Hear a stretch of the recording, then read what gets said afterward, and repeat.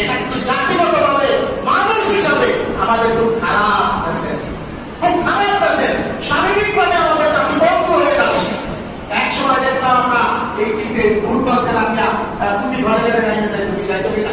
গ্রাম অঞ্চলে দেখতাম একটু শিক্ষা শিবির হইলে ফুটবল খেলতো, খেলাধুলা করতো, ব্যায়াম হইতো। আর এখন পত্রিকাতে এখানে বসে খালি এরকম এরকম করে কি করে কিনা?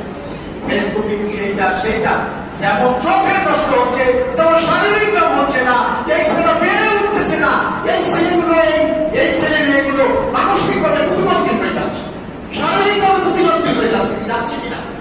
যদি আমরা যদি এখন যদি এর বিরুদ্ধে রুখে দাঁড়াতে না পারি, তাহলে কিন্তু আমাদের সামাজিক অবস্থা অদ্ভুত হয়ে যাবে। আমি আপনাদেরকে অনুরোধ করবো, এই ব্যাপারে আমিও কিন্তু সাবান করতেছি, আমারও সন্তান আছে, আমিও সাবান করতেছি। আমি সাবান এখন করি, এর জন্যই আমি আপনাদেরকে এই কথা বলতেছি। আপনি মনে হয় আপনারাও মনে হয় এই বাইরে আপনার সময়